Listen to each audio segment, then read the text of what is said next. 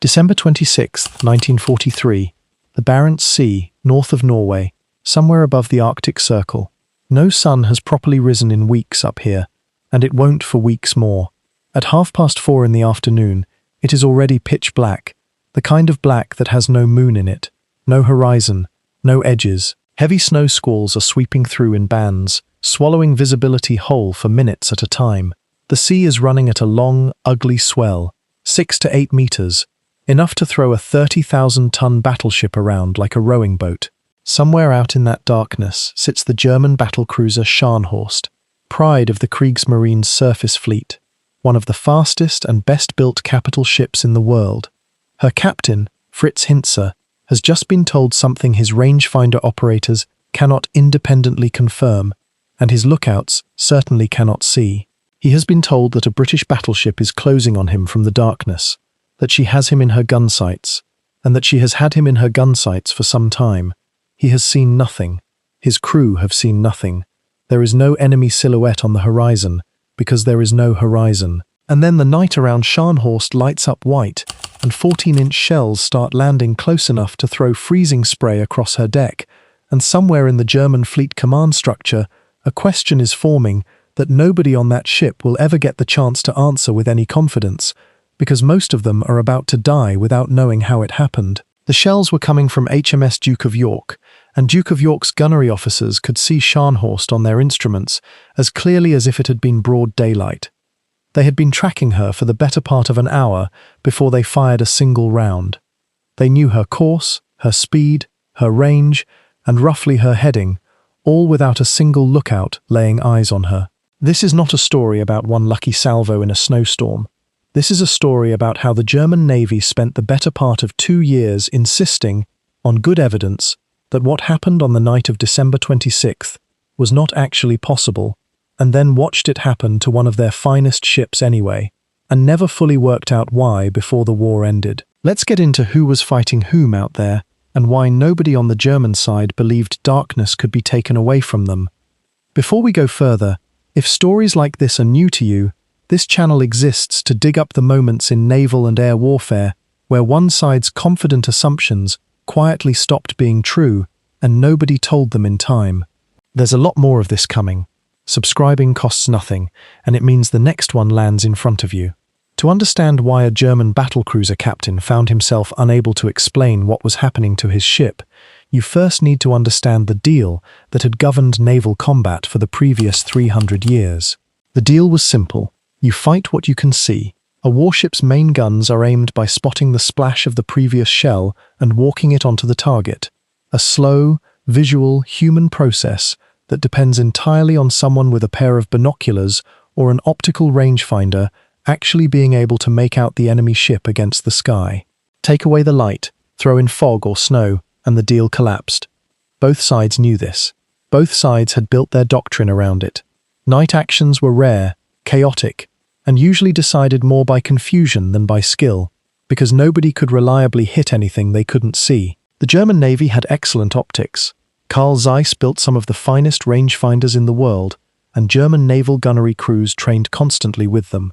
Scharnhorst herself carried stereoscopic rangefinders considered, by most accounts, better than anything the Royal Navy carried for visual work. The German fleet had also been given, by late 1943, a piece of equipment they understood to be roughly equivalent to whatever the British had, their own search radar, the Fumo 27, mounted on Scharnhorst's bridge structure. So this was not a story of one side having radar and the other having nothing. Both ships had it. The German command was not ignorant of the technology. They simply believed, on reasonable grounds, that their set was good enough, and that the British sets were probably comparable. This belief was not stupid. It had held up for most of the war so far. German radar had successfully tracked British convoys. German radar had warned U-boats of approaching aircraft for years before the technology race shifted decisively against them in the Atlantic. And as far as German naval intelligence could tell, heading into the winter of 1943, the gap between British and German naval radar, if a gap existed at all, was small and manageable. Admiral Erich Bay, commanding the German task force that night, had no specific reason to believe the Royal Navy possessed anything that would let them fight blind in conditions where his own ship could not. He was wrong about the size of that gap, and he was wrong in a way that nobody had told him about, because the people who could have told him were the people he was at war with. Here's what Bay did know, and what shaped every decision he made that day. Scharnhorst had sailed from her anchorage in Norway's Altafjord with a small escort of destroyers, ordered out by Grand Admiral Karl Dönitz to attack one of the Arctic convoys running supplies from Britain to the Soviet Union around the North Cape of Norway. These convoys were a lifeline for the Eastern Front, hauling tanks, aircraft, and fuel through some of the worst sea conditions on Earth, and they ran a gauntlet of U-boats, Luftwaffe bombers, and the threat of German surface raiders the entire way. Convoy JW-55B was somewhere out there in the dark, and Scharnhorst's job was to find it, sink as much of it as possible, and get home before the Royal Navy's own heavy units could intervene. Dönitz had pushed hard for this operation. He needed his big surface ships doing something visible, something that justified the enormous resources tied up keeping a single battlecruiser fueled, maintained, and defended in a Norwegian fjord. Hitler had grown openly contemptuous of the surface fleet after an earlier failed operation, and Dönitz, freshly appointed to run the navy, wanted a victory that would silence that contempt. So Scharnhorst sailed, with Bay in tactical command, into weather that should by any sensible standard have kept her in port. What Bay did not know, because the British had taken extraordinary care to make sure he did not know, was that the Royal Navy's Home Fleet commander, Admiral Bruce Fraser, had been reading German naval signals for months. Bletchley Park's codebreakers had cracked enough of the German naval Enigma traffic that Fraser had a remarkably good idea of what Scharnhorst was likely to do and roughly when. He had positioned his own battleship, HMS Duke of York, along with the cruiser HMS Belfast and a screen of destroyers, in exactly the right patch of ocean to intercept her, while a separate cruiser force, under Vice Admiral Robert Burnett, shadowed the convoy itself and waited to draw Scharnhorst into a trap. This is the first piece of the puzzle, and it matters because it explains why nothing about that night felt random to the British, and everything about it felt impossible to the Germans. Fraser wasn't gambling on finding Scharnhorst in a vast, dark sea. He already had a very good idea of where she would be, but knowing roughly where an enemy ship is supposed to be and actually putting accurate gunfire on her in a blacked-out Arctic storm are two completely different problems, and solving the second one is where this story actually lives. Here is the piece of equipment that Eric Bay did not properly understand the British possessed, not because he was careless, but because almost nobody outside a small circle of British engineers and a handful of senior naval officers fully understood it yet either.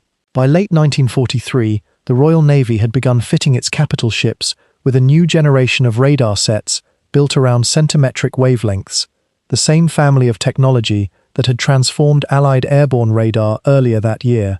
HMS Duke of York carried, among her various sets, the Type 273 surface search radar and increasingly capable Type 284 gunnery radar, both operating on much shorter wavelengths than anything the German FUMO sets could match. Shorter wavelength meant finer resolution. Finer resolution meant the difference between a vague, wobbling blob on a screen that told you roughly where something large was, and a crisp return that let trained operators separate one ship from another, estimate range to within a few hundred yards, and feed that data directly into the mechanical computer that aimed the guns. The German FUMO 27 fitted to Scharnhorst worked on a much longer wavelength, somewhere around 80 centimeters. It could detect that something was out there. It struggled badly to tell you exactly what, exactly how far, or exactly which way it was moving, especially in heavy seas that threw up false returns from wave crests. And there was a second, crueler problem nobody on the German side had fully reckoned with. The violent pitching and rolling of Scharnhorst in that Arctic swell was knocking out her own radar intermittently throughout the engagement, the antenna mounting, unable to keep a stable signal as the ship corkscrewed through 8-meter waves. At several points during the chase and the battle that followed, Scharnhorst's radar picture simply blinked out altogether, leaving her effectively blind, while the British ships, with more stable mountings and considerably better sets, tracked her without interruption.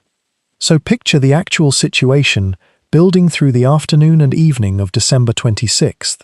Burnett's cruisers, Belfast, Norfolk, and Sheffield, had already made contact with Scharnhorst twice that day in brief, sharp gunnery exchanges as she tried repeatedly to get at the convoy and was repeatedly driven off, taking damage to her own radar aerial in the process during the second clash, a hit that further crippled her ability to see what was coming.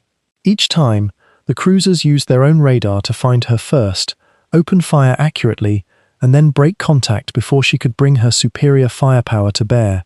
Bay, increasingly frustrated, and now with a partially blinded ship, eventually abandoned the attack on the convoy and turned for home, back toward the Norwegian coast and the safety of the fjords.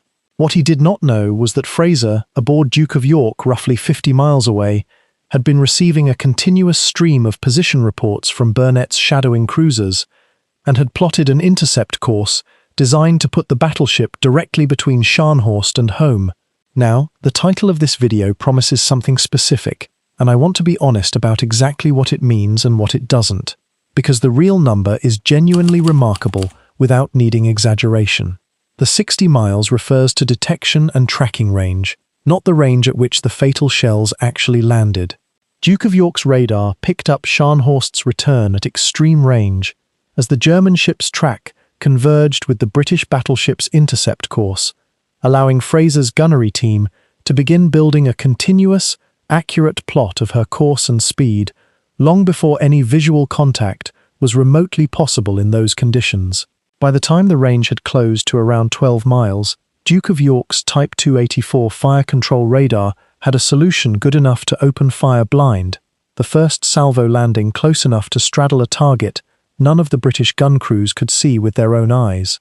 The detection, the tracking, the building of a complete and accurate picture of an enemy capital ship's movements across dozens of miles of pitch-black, snow-lashed ocean, that is the part that should not have been possible by 1941 standards, and the part the German Navy had no real answer for in late 1943. Aboard Scharnhorst, the first warning many of her crew had that a battleship was closing on them at all came not from a visual sighting, but from the impact of 14-inch shells fired accurately by a ship her own radar had failed to properly identify.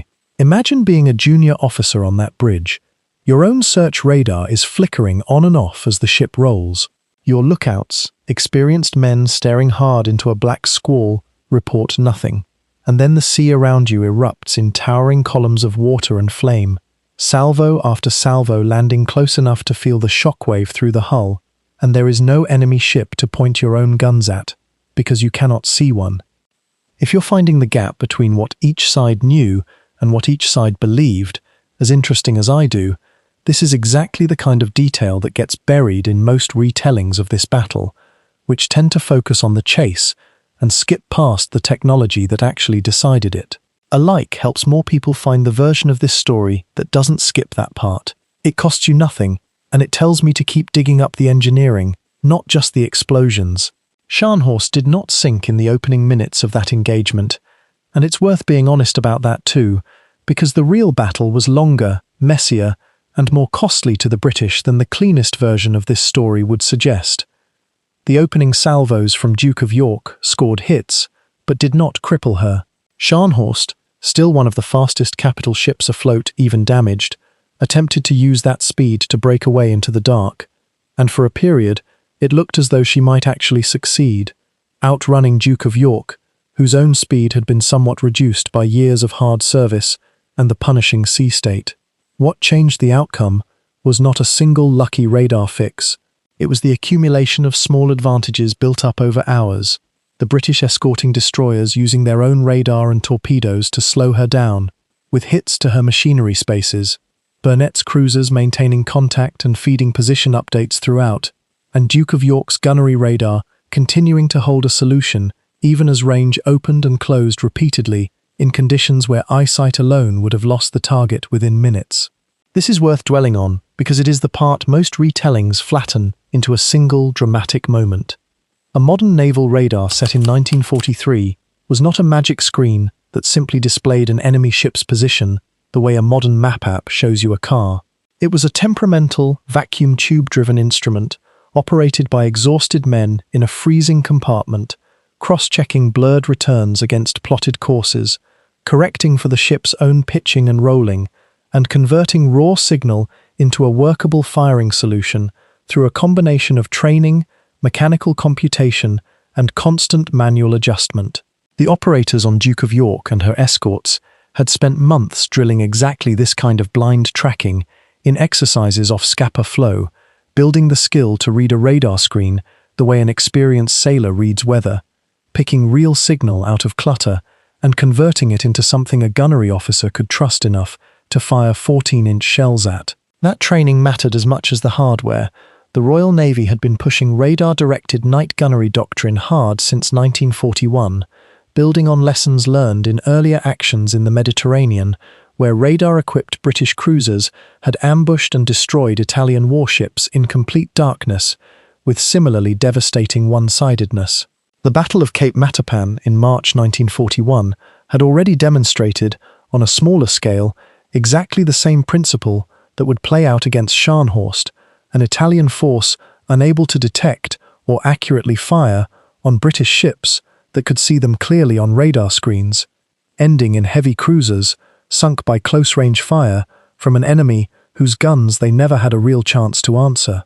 The Germans, fighting a largely separate war at sea against Britain and the Soviet Union, rather than in the Mediterranean theatre, where that lesson had been most starkly demonstrated, simply had less direct exposure to how far the gap had widened, and less institutional pressure to close it on their surface fleet, which by 1943 was a shrinking, increasingly marginal arm of the Kriegsmarine starved of resources in favour of the U-boat campaign.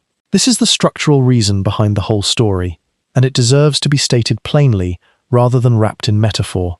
Britain was fighting a war that depended, existentially, on controlling the sea at night, in fog, in weather no sane commander would otherwise choose to fight in, because the alternative was losing the Atlantic and Arctic convoy routes that kept Britain and the Soviet Union supplied. That single, brutal strategic necessity had pushed enormous resources, scientific talent, and operational urgency into solving the problem of fighting blind. Germany's navy, after the loss of the battleship Bismarck in 1941 and a series of costly surface actions, had been steadily deprioritized by its own high command in favor of the submarine fleet, leaving its big surface ships under-resourced, under-exercised in the specific discipline of radar-directed night gunnery, and commanded by officers who, through no real fault of their own, simply hadn't been given the tools, the drilling time, or the institutional backing to close a gap they didn't fully know existed. By the time Scharnhorst's surviving crew were fighting fires below decks with their own radar largely useless and a battleship they could not see continuing to land accurate fire on them, the outcome had effectively already been decided, not in that hour, but in the years of doctrine, training and equipment investment that preceded it. Just after 7 in the evening, with Scharnhorst now badly damaged, her speed dropping and fires burning amidships, Duke of York and her escorts closed for the final phase of the engagement, the British destroyers pressing in with torpedoes to finish the work the battleship's guns had started. The end, when it came, was brutal and largely invisible even to the men delivering it. Reports from the British side describe a final series of explosions and the sight, briefly, of the great ship's silhouette, lit by her own fires before she rolled and went under, taken down by a combination of shell fire, torpedo hits, and almost certainly internal magazine explosions that no single account fully reconstructs with certainty. Of a crew of just under 2,000 men, only 36 survived, pulled from the freezing water by British destroyers in conditions that gave a man, perhaps minutes before hypothermia killed him, regardless of how good a swimmer he was. Among the dead was Admiral Eric Bay himself, who went down with the ship he had commanded into an engagement he had not been equipped to properly understand. It would be easy, and wrong, to treat that figure as simply a footnote in a story about technology. Bay was a destroyer specialist promoted into a role commanding capital ships, sent out by Dönitz under pressure to deliver a visible victory, fighting in conditions his own service chiefs back in Berlin had pushed him into, rather than ones he had chosen, with equipment he had every reasonable basis to believe was adequate. The men who burned and drowned in the Barents Sea that night were not defeated by stupidity. They were defeated by a structural gap in technology and training that the people commanding them from shore had not given them the means to close, and very possibly did not themselves fully grasp the scale of. It is worth pausing on the British side of that same coin too, because the men aboard Duke of York and her escorts spent that entire engagement in conditions barely less brutal than the ones they were inflicting. Hours at action stations in an Arctic gale, freezing spray sweeping the upper decks, men firing torpedoes from open mounts on destroyers being thrown violently by the swell, all in support of a radar plot most of them never personally saw, trusting entirely in officers below decks, reading numbers off a glowing screen. Admiral Fraser, writing afterward about the action, is recorded as having told his own officers something to the effect that any man fighting a future sea battle against equally well-handled, well-equipped opponents should be content with the result they had achieved that night. A remark that reads less like triumph and more like a man who understood exactly how easily the outcome could have gone the other way had the technology gap not existed. There is a quieter detail in the aftermath worth including, because the records do not always preserve the names of the men who actually operated the equipment that decided the night. The gunnery and radar teams aboard Duke of York who held that solution together for hours in a pitching, freezing ship, cross-checking blurred returns against a moving target neither they nor anyone else aboard could see, are rarely named individually in most accounts of this battle, overshadowed by the admirals and the ship names. If you have a family connection to the home fleet, to Duke of York, Belfast, Norfolk, Sheffield, or to the escorting destroyers that night, their names belong in the comments below. These are exactly the kinds of names that get lost between the big strategic summary and the next big strategic summary, and they shouldn't be. So why couldn't German commanders properly explain how Britain had hit a ship 60 miles away in total Arctic darkness? Not because they were poor sailors, and not because Eric Bay made some obvious tactical blunder that any competent officer would have avoided. The honest answer sits in 3 layers, and all 3 matter. The first layer is the hardware itself, the gap between centimetric radar and the longer wavelength sets the German Navy was still relying on. A gap that meant the British could resolve a target with real precision, in conditions where the German equipment produced little more than vague, unreliable noise, made worse that night by a damaged aerial and a ship being thrown around too violently for her own set to hold a stable signal. The second layer is doctrine and training, the simple fact that the Royal Navy had spent 2 years deliberately building the specific skill of fighting blind at night, because its survival depended on controlling exactly those conditions, while the German surface fleet, increasingly starved of resources and priority behind the U-boat campaign, had never been given the same institutional push to master a discipline its own commanders had less reason to believe was even necessary. The third layer, and the one that ties the whole story together, is intelligence. Britain didn't simply outbuild German radar. British codebreakers had given Fraser a head start.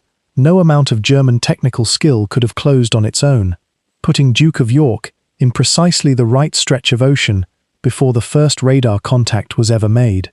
Technology decided how the battle was fought once contact was made.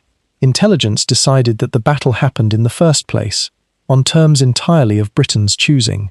Put those 3 layers together, and you get a German battlecruiser commander standing on his own bridge, in his own ship, surrounded by his own trained crew, and his own functioning, if degraded, radar set, genuinely unable to explain how an enemy he could not see was putting accurate 14-inch shells onto his ship from a range his own equipment told him was empty water. It wasn't empty.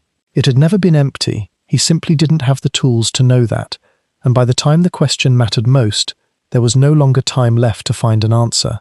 Scharnhorst was the last German capital ship lost in a major surface engagement of the war, and the Battle of the North Cape effectively ended any serious German ambition of using heavy surface units against the Arctic convoys.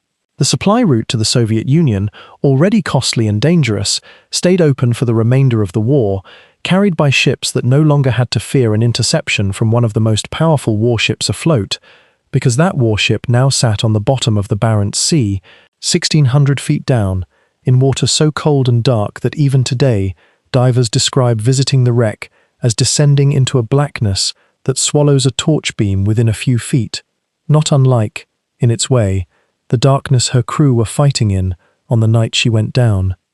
If you want the next one of these, the moments where one side's confident assumptions about technology or training quietly stopped matching reality, subscribing is the easiest way to make sure it actually reaches you. There are a lot more nights like this one buried in the records, full of men on both sides who deserve to have their names said out loud again. And that's exactly what this channel exists to do. Thanks for sticking with this one all the way through, and I'll see you in the next.